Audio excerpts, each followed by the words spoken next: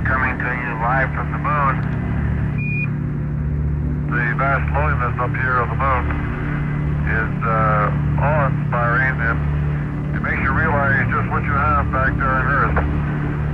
The Earth from here is a grand oasis in the big vastness of space.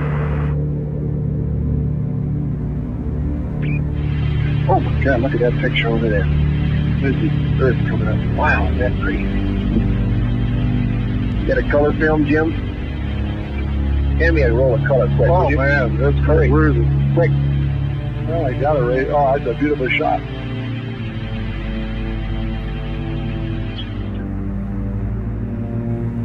From the crew of Apollo 8, we close with good night, good luck, and God bless all of you on the good Earth.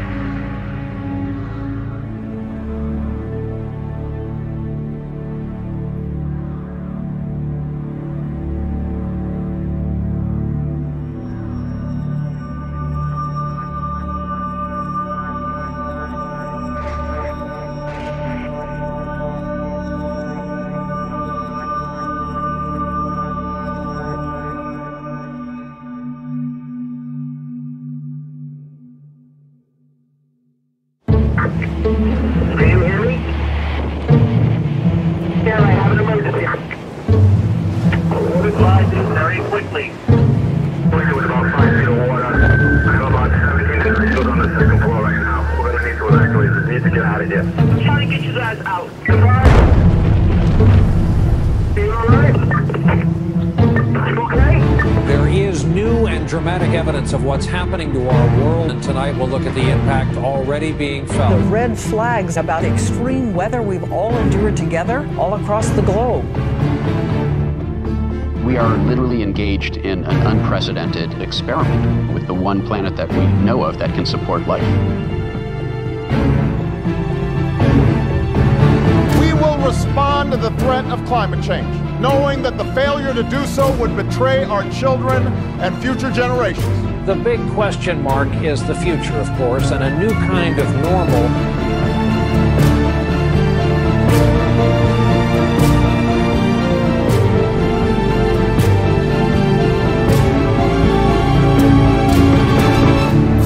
Gearing up for the UN-hosted Climate Change Summit in New York. UN Secretary General Ban Ki-moon will host the summit. I will convene a climate summit for leaders at the highest level. I urge political leaders of the world to prioritize their political energy on climate change. We have to get serious about bringing real commitments to the table for that summit. If things go business as usual, we will not live, we will die.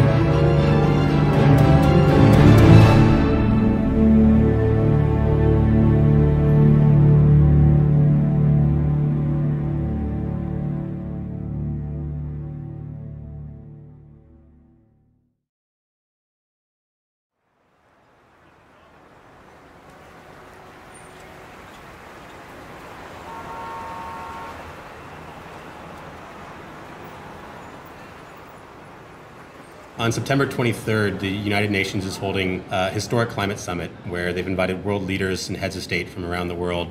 We're trying to organize the largest ever climate rally on the streets of New York in response to this, hopefully turning the tide of what comes out of that summit and reshaping what the entire climate movement looks like going forward. Climate tipping points are scary, but if we stay connected to each other, we can build the largest climate mobilization in history. We all have power to create the movement tipping point on climate change, the one that takes our leaders from this place of inaction and puts them on a journey towards saving the planet. All of the big social movements in history have had people in the streets. Women's voting rights, civil rights movement, and even more recently on climate issues, our big successes have happened when people left their homes and went out into the streets. This is a bigger fight than, in fact, has ever been won. It's not that we need to save the Earth. We need to save the systems that make the Earth compatible with human existence and the existence of other life forms.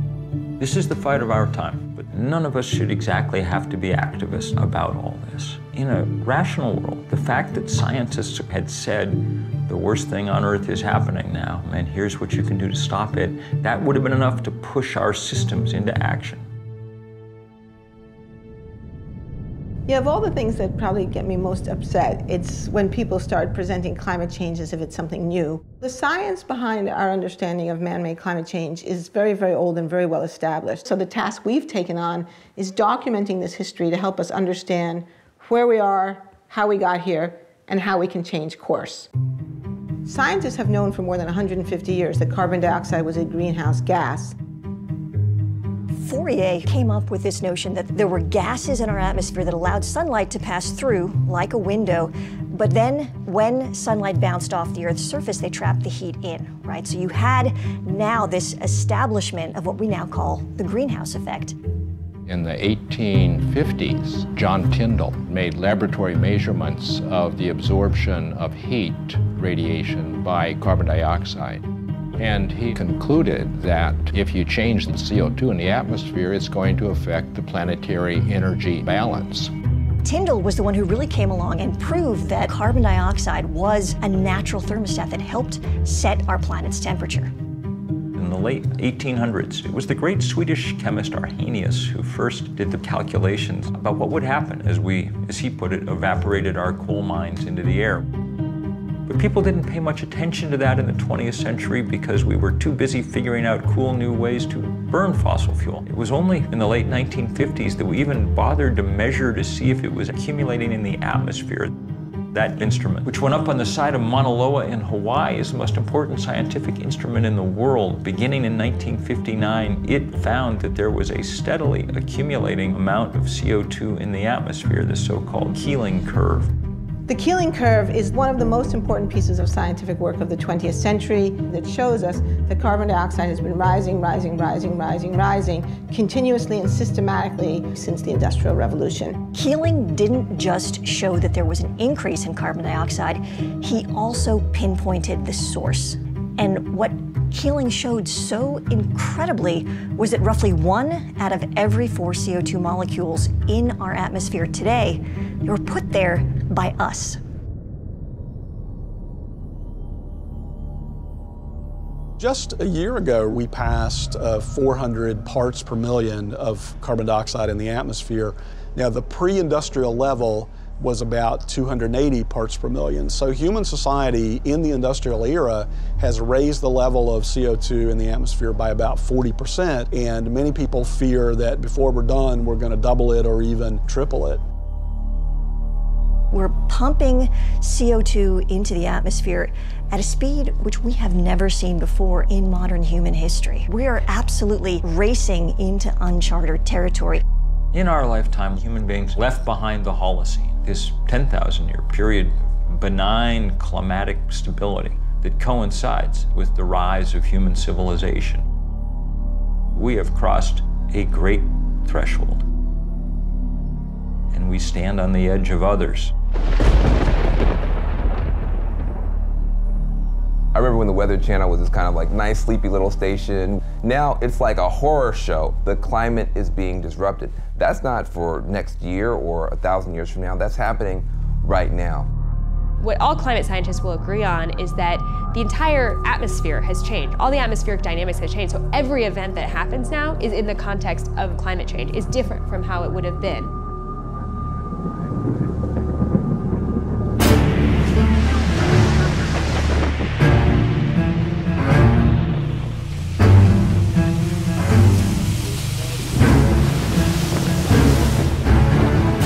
Typhoon slammed the Philippines with winds of 195 miles per hour. That's higher than the winds from Hurricane Sandy and Katrina combined. The world is mobilizing to help the Philippines, but just a trickle of food and water and medicine has reached the victims of Typhoon Haiyan. More than 1 million people were forced to flee their homes, many now trying to salvage what's left. Hundreds of thousands are thronging relief centers, desperate for life's necessities. Many residents covered their faces to mask the smell of the dead while they searched for relatives in some of the hardest hit areas. This is one of the top storms ever seen on this planet.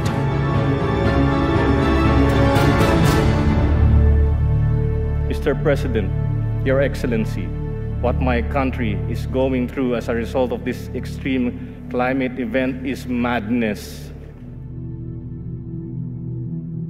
Super Typhoon Haiyan made landfall in my own family's hometown. And the devastation is staggering.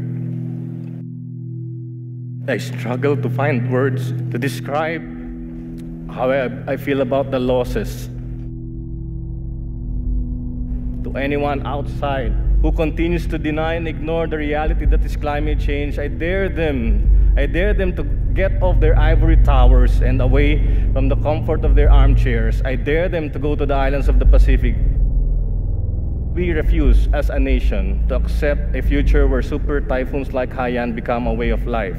We refuse to accept that running away from storms, evacuating our families, counting our dead become a way of life.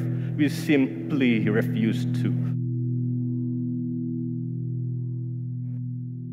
We can fix this. We can stop this madness.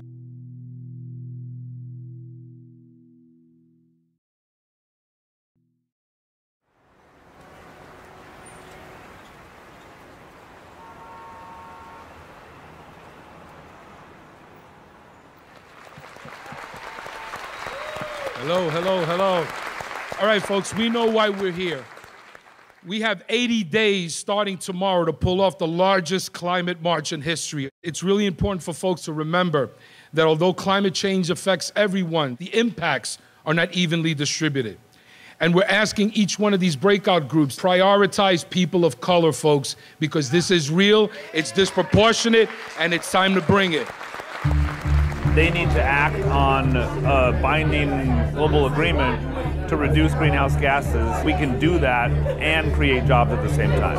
Part of what we're doing is moving people from fossil fuels to the solutions and also presenting them with economic opportunities around the solution. The idea of who's going to be leading this march are the people in this room. This environmental issue is the singular issue of our time, of our day, that will determine how we live, where we live, and if we live.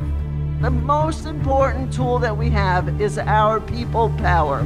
There are already 325 groups, and that list is going to grow every single day. Whatever you're thinking about doing to help build this mobilization, rethink it and make it bigger, make it bolder. Our job is to make sure everybody hears about it, and then they'll get there. They'll get there. That's our job.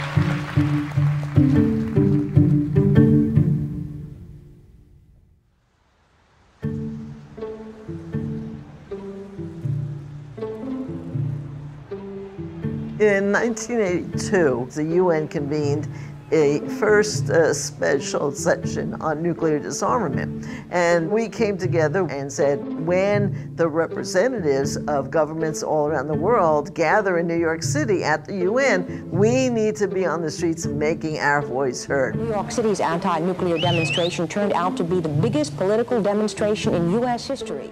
It was, and still to this date, is the largest single gathering, if you will, of people in this country. I think there was one computer in the office. Everything else was by phone and this thing we called the mail. We now call it snail mail, whatever. But there was something about that reality that we didn't have the technology that we now have that actually forced people to talk directly to each other. We have real peace with real justice. We will not go home and be quiet. We will go home and organize. One of the really interesting things about that demonstration is that some 600 local groups were formed, and many of those groups lasted for years afterwards. To me, the real power of that day was the organizing experience that led up to it, and then the organizing that came out of it.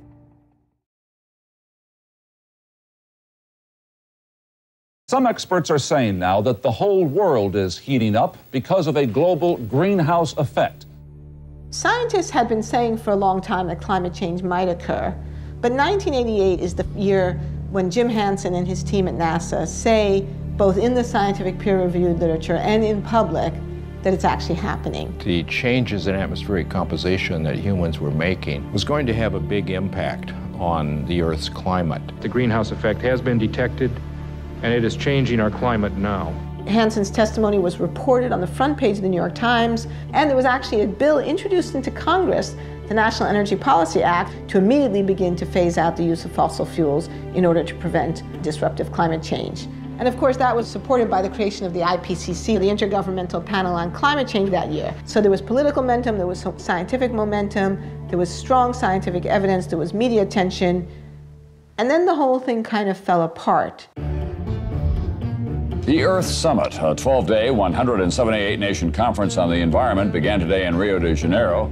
Battle lines are already drawn between the haves and the have-nots. So far, all the agreements are non-binding, requiring no specific action on the environment. As time has gone on, the scientific warnings keep intensifying, and yet there has been no effective political response. All political efforts to get a handle on this issue have essentially failed. I am the one that is burdened with finding the balance between sound environmental practice on the one hand and jobs for American families on the other. The agreement hammered out in Kyoto, Japan, requires industrialized nations to make substantial cuts in greenhouse gas emissions. The United States actually never ratified the Kyoto Protocol, which is one reason it didn't work. President Bush ignited a storm of controversy when he decided to abandon the Kyoto Protocol, which sets caps on the emissions of greenhouse gases in developed nations. For nearly 2 weeks, the U.S. delegation had blocked proposal after proposal, draft after draft, refusing to even discuss mandatory cuts in greenhouse emissions. Now we switch to the big climate conference going on in Copenhagen. Today, developing countries made themselves heard. People are dying. Led by Africa, 135 nations, including India and China, staged a 5-hour boycott, angry over what they say are insufficient carbon cuts proposed by the world's rich countries. If Hollywood had been writing the story, you know, it all would have come right in the end, and all the nations would have pledged their best effort. And nothing like that happened. The thing was a fiasco, a failure. The frustrations of the last 10 days explode on the streets of Copenhagen. Outside the Bella Center, where negotiators still haven't reached a climate agreement, 2,500 protesters try to storm the hall to make an impact. Nothing happened because the fossil fuel industry was still strong enough to scare nations into avoiding the issue. What happened in Copenhagen for a lot of people was this realization no leader was coming to save us. We have to be strong enough to scare our national leaders into doing the right thing in New York City in September. If we can demonstrate that, then better things will happen in Paris than happened in Copenhagen. These things are not separate moments in time. This is all part of one string, and what we're fighting towards in Paris is highly dependent on what happens in September. This is going to have to be the fight of our lives.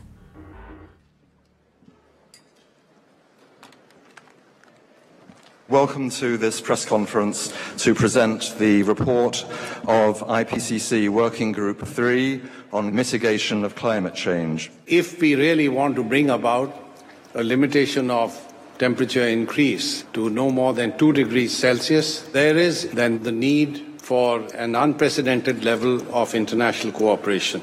The way we've approached climate change is the scientific community builds the case, it synthesizes the evidence, it presents that evidence then to the policymakers. We've proven beyond a doubt that climate change is real, that the Earth's temperature is warming, that warming is predominantly caused by the burning of fossil fuels and other human activities, and that additional warming poses a significant threat. What the policymaking community did was they came up with a definition of what they called dangerous human interference. In 2009, the nations of the world agreed on a target of 2 degrees centigrade or 3.6 degrees Fahrenheit of maximum warming above the pre-industrial level. That would require emissions worldwide almost entirely stopping within a matter of decades. A lot of people talk about 2 degrees being the safe level. Well, there is no safe level. 2 degrees is a round number that would be safer, but will still have substantial climate impacts. 1 degree is melting the Arctic and the Antarctic. We'd be crazy to find out what 2 degrees will do, but we're probably going to find out. Even if we do everything right at this point, that's about as good an outcome as we can hope for. The other thing that the IPCC did was that they tied that 2 degrees Celsius, 3.6 degrees Fahrenheit threshold to the amount of fossil fuels that we can actually burn. And they came up with this red line in the sand, which was 1 trillion tons of carbon. The problem is that we're already more than halfway there. We're approaching 600 million tons already, and at the rate things are going, we will have completely exhausted that carbon budget within 30 years. The same leaders who say they want the temperature to go up no more than 2 degrees have put forward a series of proposals that, when you add them up, leads to the temperature rising 6 degrees. A point past which most sane scientists think civilization on the scale that we now know it will not be possible. It's almost a kind of refusal to come to grips with reality. There's just this enormous gap between what countries say they want to do and what they're actually on track to do. People call this the emissions gap. Much of this is about mathematics. You got to leave 80% of fossil fuel in the ground. Fossil fuel industry wants to burn all its reserves. If they do, then we get that 6 degrees.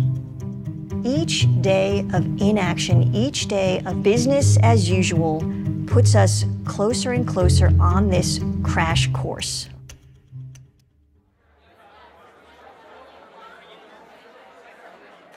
We're 2 months out from this demo.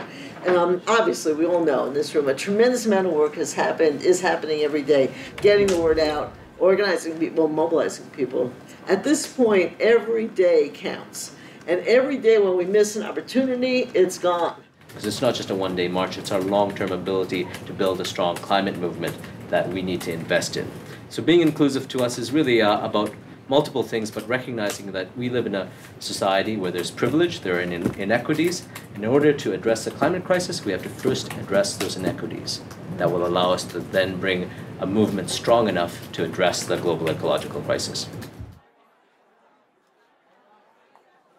If you think for a second about this, there was this just layer of stuff under the ground, got put there at a specific time in a specific way, and it just captured millennia of solar energy. And we just happened upon it. It's like if you were just walking around and then like, oh, you put something in the ground, there's just millions of dollar bills down there. You're just like pulling them out. Everything about what we do and who we are and how we live is dependent upon the fact that we just found this stuff sitting there. And that stuff said, oh, you don't have to have everyone working in the fields all the time. You can have cities, you can have cars, you can have iPhones. And the way I view it is, as incredible as that stuff is, we've been paying this price on it the whole time, right? And there's this clock running. The classic market failure is negative environmental externalities. That's just jargon for you're not paying the full costs of the fossil fuels that you burn. The racket that the fossil fuel industry has run is to take costs of its product and export them to the public. Think about, the litany of impacts from sea level rise, ocean acidification, the collapse of ecosystems that we rely on for food, water availability. These things are really expensive. When you have huge wildfires, it costs a lot of money. All of those costs are being dumped onto us as a society and not being paid by people who are polluting. These big, massive polluters get to dump megatons of carbon in the atmosphere for free. You can't pollute for free. If you litter, you get a fine. That makes coal and oil and other fossil fuels more competitive against solar and wind and other sources than they deserve to be. Behind the environmental problems that carbon pollution causes and behind the economic problems is a political problem that a very small group of very powerful special interests have exerted very rough control over the political establishment. We're up against the fossil fuel lobby that has complete access to the political class and the ability to bribe through legal means and blackmail through the use of attack ads and so on. Even people who oppose them have trouble opposing them too strongly because they're in some ways economically dependent on them. Right now, we have a monopoly control by big carbon polluters. They grant themselves subsidy after subsidy. Think about this. How much money does the Pentagon spend helping big private oil companies get their for-profit products from the Middle East here? About half the Pentagon's budget is just helping Chevron and Shell and Exxon get their for-profit product here. What if they had to pay for that service? How much would gas cost then? Plus, they also get all kind of tax breaks and other kind of loopholes. They're a system based on a grow or die ethic. Rather than respond to the climate crisis by scaling back, they're doubling down through fracking, through tar sands oil, through coal exports, mountaintop removal. They have become more brazen. It's a rogue industry. It's an industry whose business plan is followed to the letter will wreck the planet. Once you know that, then you know that these are now illegitimate business plans. We have to figure out how to disassociate ourselves with them. And that is beginning to happen all over the world.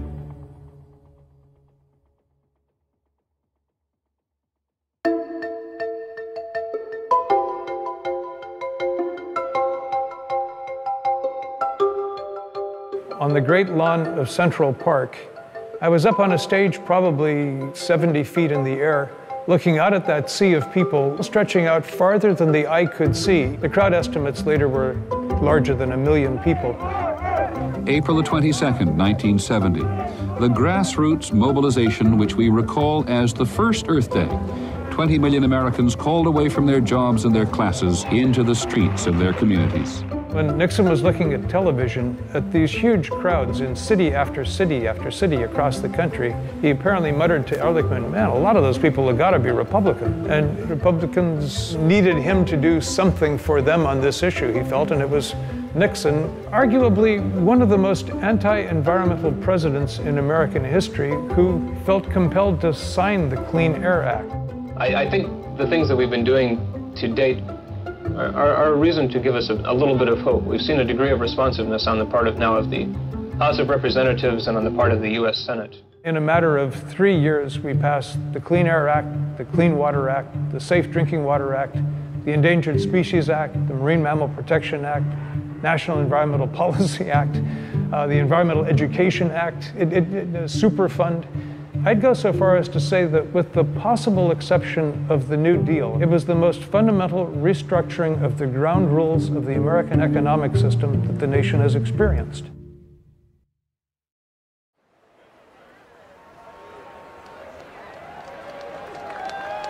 All right, folks, we are 50 days away from the largest climate march in history. Are y'all ready? Yeah! This is not just about the environment.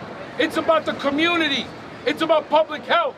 It's about jobs. It's about justice. It was labor that got this city up and moving. Yes. Yes. And it'll be labor that continues to move this city. We are the community. Are we not the community? Yeah. For our people who have been at the front line, not being able to breathe, suffering from asthma, upper respiratory, pulmonary disease, cancer clusters because of environmental racism. Climate change exacerbates every kind of social injustice that faith communities have fought against for thousands of years. And we will not stop marching and praying and acting until we have a strong climate treaty. We got a movement, brothers and sisters, and we got to stay together. So join us on the 21st to march and send that signal to the United Nations. The people united will never be defeated. El people unido jamás será vencido. It's only by accident that we even think of climate change as an environmental issue. You could just as easily think of it as another example of what happens in an unequal society. The people who've contributed the least to climate change and who've benefited the least from the use of fossil fuel are the first people to feel the effects. People in the poorest parts of the world suffer enormously already and will suffer enormously more as the century wears on. Climate disruption is a social justice issue. Who gets hit first and worst? every time there's one of these weather disasters. It's low-income people, it's people of color, it's people who can't get out of harm's way, and people who can't bounce back easily because they don't have the money or the social standing or the political connections. Our communities are disproportionately impacted.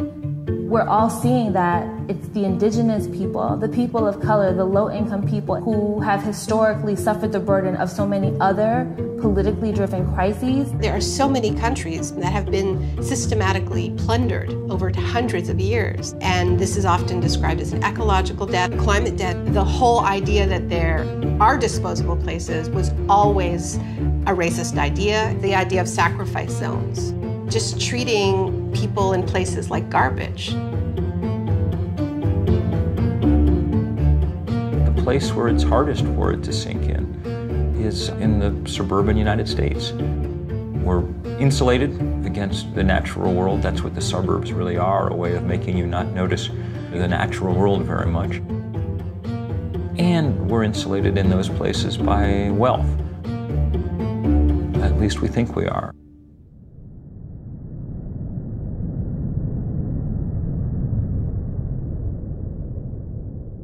Scientists are screaming from the rooftops about us avoiding going over a 2-degree rise in the temperature of the planet. Why are they so worried about that? If we go over that amount of warming, there are feedback loops in our ecosystems, tipping points that climate change could spin out of control, and it happens like that. There are switches that can be tripped where suddenly you are in brand new territory and you don't even begin to know what to do about it. This is not a linear kind of problem that we're dealing with. This is very much an exponential kind of problem.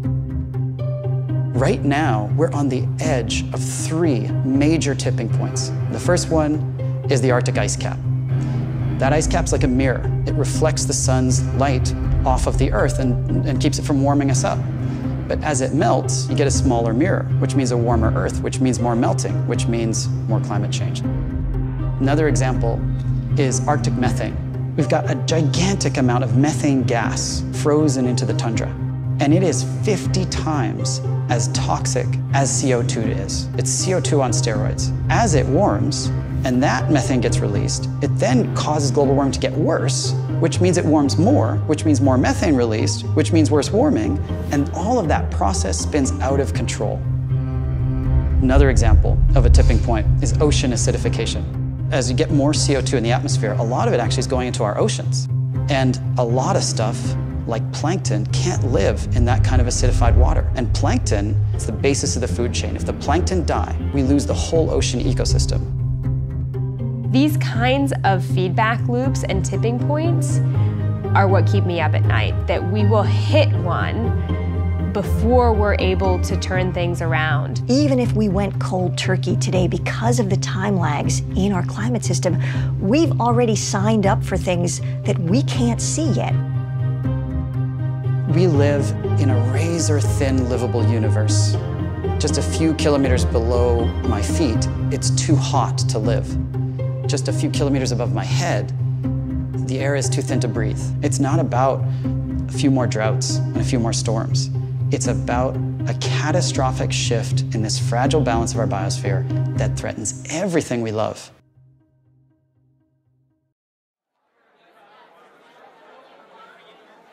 What we all need to be focused on is turnout, turnout, turnout.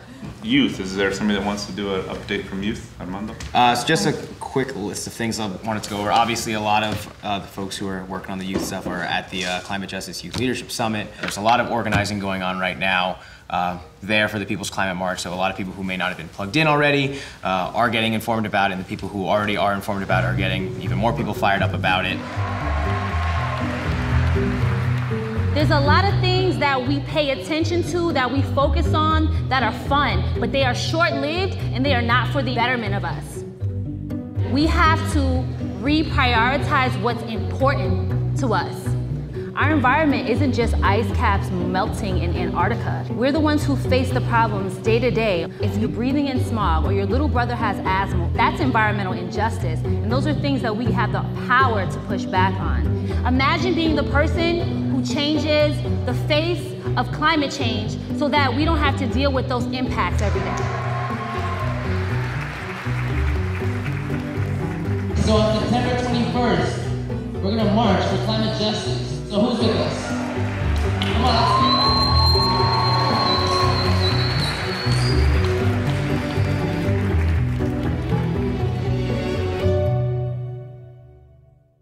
Okay, all right. Yes, we pull the fossil fuels out of the ground, we put them in the incinerator, they put the carbon in the sky, it warms the earth, lots of bad stuff's gonna happen, heat waves, extreme weather, floods. Okay, sure. But I mean, really, is that the thing I care about most? You know, there's all these other issues in my life that are more pressing. For someone who is engaged in a struggle for a higher minimum wage or worries about healthcare, it's understandable that these molecules floating around the air seem invisible and abstract. Humans have this thing that we call a finite pool of worry. You've got your mortgage you've got to pay, you've got your kids you've got to take care of, and they tend to be more immediate. We respond to things that feel incredibly urgent, like a gun to the head, a stampede of wild elephants, right? Climate change is a completely different kind of risk. It plays out over these very long time scales. It's really hard to perceive it as a very urgent threat. The other thing that happens is that there's something called a single action bias. We have this tendency to see a threat and then we try to fix it with one thing. It's like the silver bullet solution. When we look at climate change, we become overwhelmed by it because there's so many different ways that we're gonna need to fix it. 25 years we've been talking about climate change. The level of scientific reports becomes higher and higher and higher. Why has that still not compelled the majority of people to action? Cognitive psychologists have been mapping the processing systems within our brains, and they found that there are two parallel and deeply interlocked processing systems. The rational side, the analytic side, which deals with information, facts, data. And we have another side, which is a much more intuitive and emotionally driven side.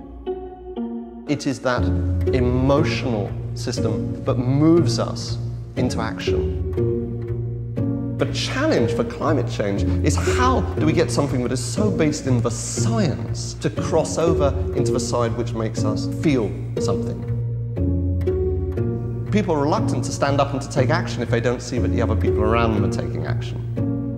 And that is why it is absolutely critical that there are people who are seen to be doing something. They are creating the breakage. Climate change is strangely, maybe uniquely problematic because not only are we all bystanders, we're also perpetrators, actively contributing to the thing. If we recognize the problem, we become morally compelled to take action on it. There is a fundamental tipping point at which that has to happen.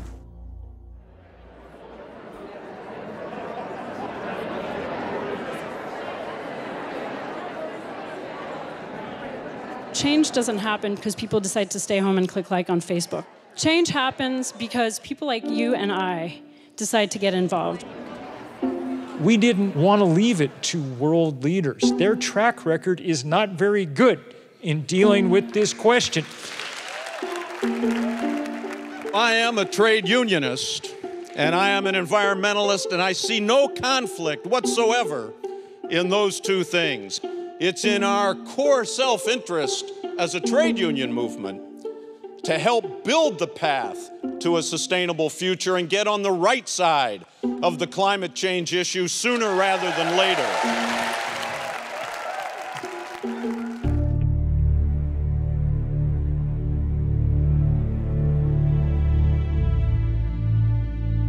Normally it takes a long time to switch energy sources, 50, 60 years to go from wood to coal, coal to oil and gas. We lack 50, 60 years. The reason we want to get off of fossil fuels now is because we have to protect our way of life.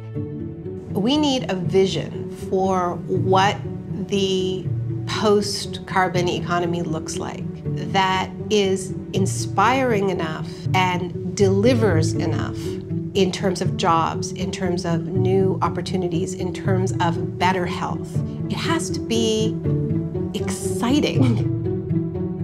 There are many more jobs available to people who are going to be building wind turbines, retrofitting houses so they waste less energy. Solar panels have to be installed by a person. That person has to go to your home. There's no way to outsource putting that solar panel onto a roof. A 100% renewable economy is within our grasp. It's economically and technologically possible. It's not something that we need to keep researching, because it's always off in the distance. No, it's here. It's a question of political will. If you look at the renewable revolution that's happened in Germany, it wasn't about leaving the renewable sector to the market. It was about creating different incentives. And there was an explosion of innovation and creativity. Germany is now the #1 solar country in the world, even though they have the same amount of solar incidents as Alaska. Can we do it? Can we take the power that has been highly centralized and highly focused and controlled by very few hands, and it is not an accident that very few hands controlling power in the sense of electricity leads to very few hands controlling power in the sense of political power. We are going to try a global experiment that is going to be the most difficult thing human beings have ever done, which is to rip those two apart, which means we are democratizing power in both senses of the word. The real question is, are we gonna scrape the bottom of the barrel for the last polycarbons on Earth to burn them too? Or can we actually show some restraint, which we ask our children to do? Don't eat the last 17 marshmallows. Can you just show some restraint and choose a wiser course? A Canadian company called TransCanada wants to build the Keystone XL pipeline. The $13 billion system would carry crude oil from the so-called tar sands region in Alberta to Houston, Texas for refining. The Keystone XL pipeline has become a huge focus of controversy. The tar sands oil is particularly dirty, it's particularly carbon intensive. An estimated 2,000 environmental activists from across the continent plan to gather in Washington, D.C. to launch a 2-week protest. It has become a symbol to both sides in this debate, where the people who want further development of fossil fuels see getting Keystone through as core to their strategy, and on the other side, the climate activists see it as a symbolic fight that they have to win. I'm here as a Nebraska citizen and landowner. I am on the advisory board of the Center for Health and the Global Environment at Harvard Medical School. I'm an evangelical Christian. I'm a proud member of the Transport Workers Union of America. You know what's so fascinating about this whole Keystone thing is that was supposed to be a wedge, and instead it's been turned upside down. Now it's actually a base that is lining up constituency after constituency. Today we act! Today we send a message to them and everybody else. We are taking back our futures! Something extraordinary and unexpected has backfired out of the ambition of the fossil fuel companies. They've built a movement by mistake. If you are going to be risking arrest, you're going to be lining up over here. One of the tools that came into play was peaceful civil disobedience to show the moral urgency of these problems, that this was the crisis of our time. I saw a story in one of the trade publications, the oil industry, not long ago, and they said, we're never going to get to build another pipeline in peace again. And I hope they're right.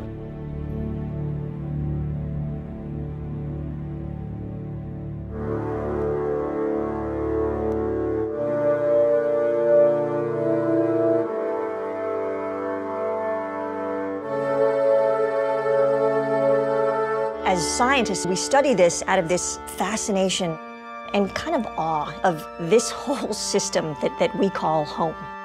We are on this planet that is so perfectly built to sustain life. We got so lucky.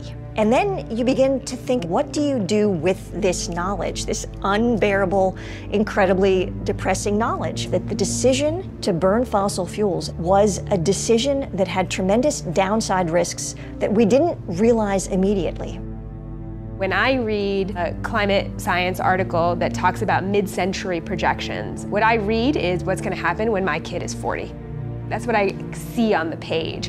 And for me, it is absolutely my responsibility then to do whatever it takes to protect my child. Alice Walker says that resistance is the secret of joy, And I don't know if it's the secret of joy, but I know it is definitely the secret of staving off depression. The reality we're facing is very grave.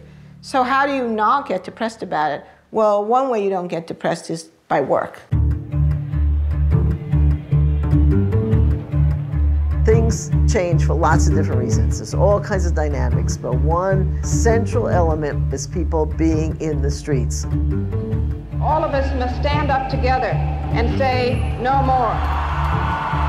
We live in a culture that doesn't tell us our own history, doesn't tell us the history of social movement wins. And the times in our past when masses of people have taken the wheel of history and turned it. It was only 1% of Americans that ever took part in a civil rights demonstration, but they were able to change our society enough to stand up to those powers that be. I think this march will go down as one of the greatest, if not the greatest, demonstrations for freedom and human dignity ever held in the United States.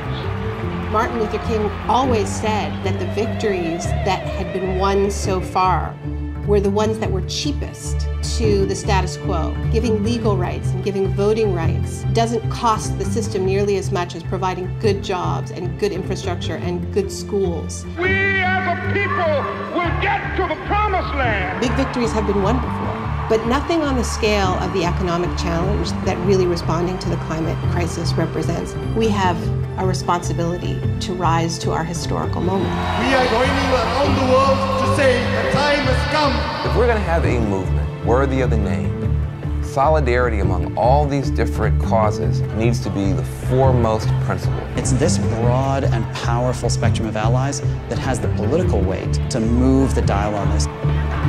There's a tipping point coming where the online movements are going to move offline. If we can just push this to a point where there is a social tipping point, we really can move forward on this issue. We will not be stopped. Take action right now. This is the issue I will vote on. This is the issue I will give money on. This is the issue that I will scream at the top of my lungs into a bullhorn over. That is what moves politics. The People's Climate March is our chance to show the immense power of people in solidarity. Heads of state are gathering. They need us to say, we demand action. This is the right thing at the right time in the right place. The whole world will be watching. Nothing moves public opinion more than seeing large numbers of people gathering.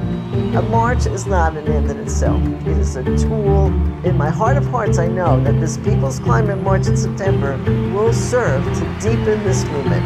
I will be there in New York, September 21st. There is no replacement, even in the digital age, for human bodies next to each other, standing as one, hearts beating as one, voices raised as one, making a political demand. If you don't fight for what you want, you deserve what you get.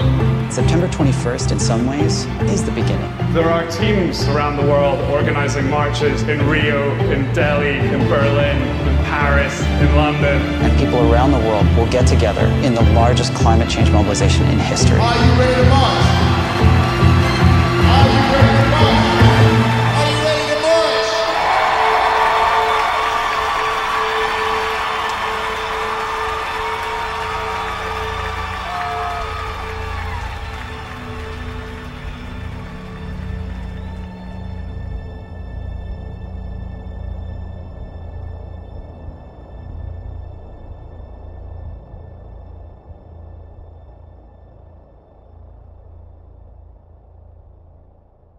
You can't undo the day after something like that happens.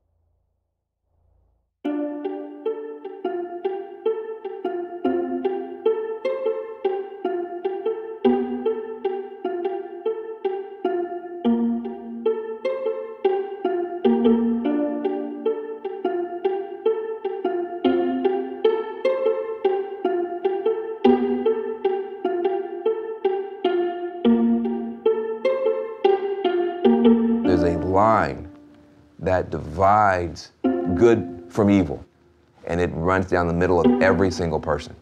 When we prevail, it won't just be because we beat the worst instincts of other people. It'll be because we overcame the worst instincts and the worst fears even within ourselves.